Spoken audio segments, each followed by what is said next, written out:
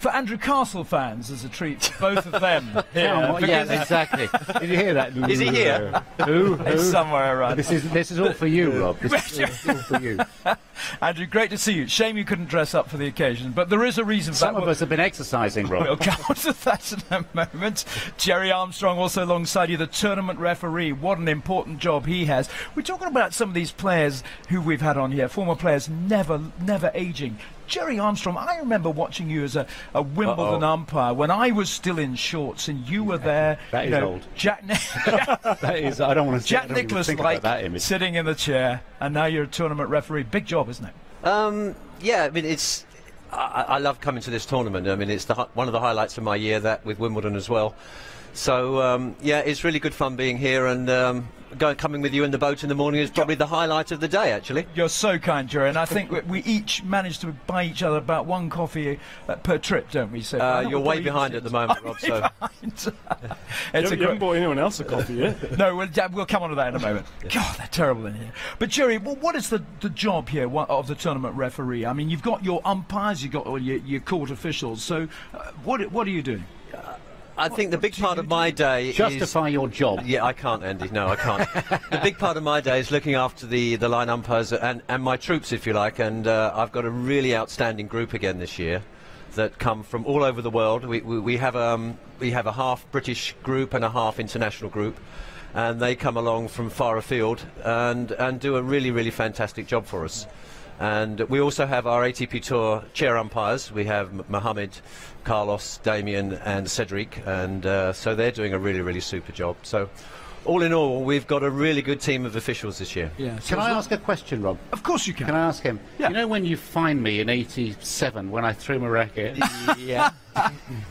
Can I apply for a refund? Yeah, but we had interest going on it, Andy, so it's a big number. I was going to say, you know, on Hawkeye and everything else, and when we replay it on the big screens and on TV and everything else, when it's a very close call, sometimes they're right and sometimes they're right. Do they get nervous when do they know they've got a big close-up coming and they're under pressure? For sure. I mean, any decision like that, they all know the camera's on them, and I mean, when it comes down to a millimetre or two, it is tough to tell. Yeah. I mean, of course it is. The human eye is really struggling to sort of really pick that 1 millimetre. So I know. Yeah, but it's a really nerve-wracking moment for them when it comes up, as well as the players and the crowd. So it has to be said, I'm really pleased this year, because often it's when they make a bad call, then the camera's in their face. But this year, often there've been some really good calls. When it's good calls, and so they give them some credit for that too. It's good for sure. We love line judges and umpires all of a sudden. That's a first, Andy. Castle, what do you make of this semi-final lineup in the singles today? Isn't it magical? Well, it is magical, because I'm looking forward to hearing the match between Djokovic and Nishikori, as well as actually seeing the ball hit. Anybody that has seen these live play, I mean, okay, on TV you get a certain feel for it, and it looks spectacular. In real life, and for everybody here, listen to the rallies, listen to the feet on the court. The amount of work that is going in physically these days, and the sheer quality of the movement is unbelievable. These guys, you should try this at home, everybody. Make a physio's appointment first, and then try this at your local club. Slide into an open stance backhand, leading with your left foot, and try and hit a double-handed backhand cross court. I mean, it's unreal. I mean, Michael Chang actually was the first that I ever saw do it. But now with Djokovic and Nishikori, I just think the quality of the movement today is going to be stunning. Whether or not Nishikori can hit enough winners to stay with Novak, I have my doubts today, because I think Novak's been amazing. But that's the one I'm looking forward to most, because that's the one that's on my television channel. Right, okay. Yeah, we know that one. And on the other television channel, exclusively, in the evening, we will have Stan against Roger. Do you see that only going one way? Stan's wonderful. I haven't seen the head-to-head. What's the... 14-2. Stan won at Monte Carlo. Yeah, he won at Monte Carlo, which amazed me after the Australian Open. I was really surprised by that. No, I don't see that going just one way necessarily. Stan's got nothing to lose. He's not afraid of Roger, and you know, other people might step onto court and have a sort of a feeling of being overawed. You know, he's an Australian Open champion. He's got to go out there and puff his chest up and hit the ball. And if he does that, he can certainly hit through Roger. Whether he can do it for 2 sets out of 3, I have my doubts, because Roger's playing so well. No, but it's stunning. I want Stan to really go after it. and not do what we've seen so much of this week, and I don't think it'll happen, which is this inability to be flexible and to change the game plan. Maybe it's impossible, I don't know, but we've seen too many one-sided matches. I would love to see 2 big 3-set matches today. That would be great. Absolutely. You've just stepped off court, which is why you're in your Barclays Ball Kids shirt. Yeah. You're not a ball kid, though. Well, you're not a kid. I'm a big kid. What have you been doing? I've been playing tennis with the Barclays Ball Kids and their parents. They've done a fabulous job this week. They all had to earn their way here, and they're just really good fun. And they brought their parents along today. That was Olive there. We beat her dad. We beat her dad and her twin brother 2-1.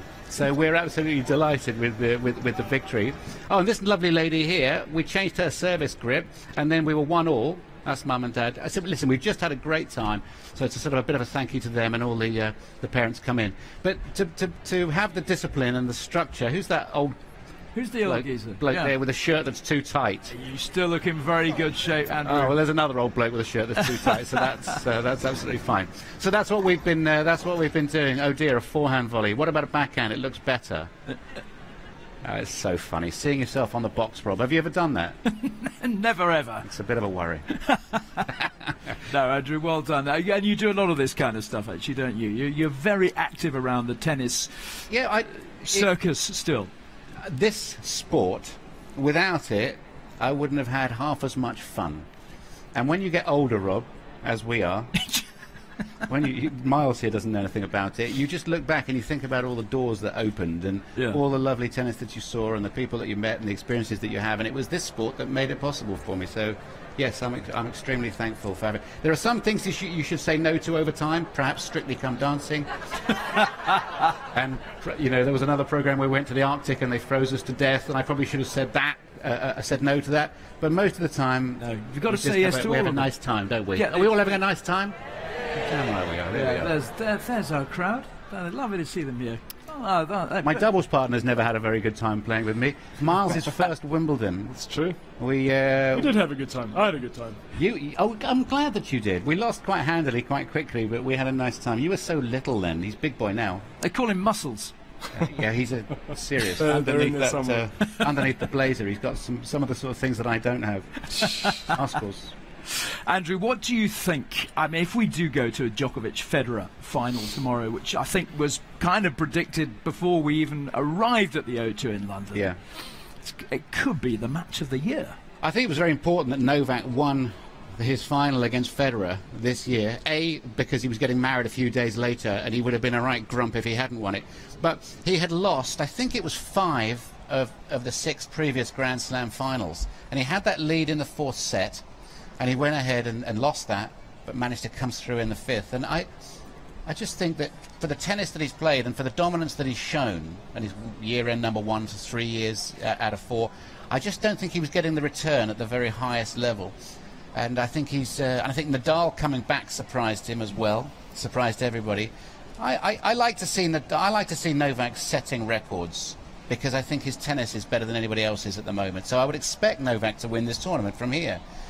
But indoors, if you count Roger out, that's a dangerous thing, because Roger could go out there and beat him 3-2 on indoors. It is possible. Look what he did to Andy. Yeah. But I mean, Novak is favourite now, and that's right. I think with both Federer and Djokovic have played absolutely sublime tennis, but it wouldn't take them to come off just a percent or two to suddenly for these matches to become tight, and that's what we're hoping for. I think if they do continue to show this form, this level of tennis, they're head and shoulders above. But they can't. We've got almost in the habit of expecting that every single time. It's not going to happen all the time. And when they play a little bit, just drop off a fraction, that's when you can get stuck into a real battle.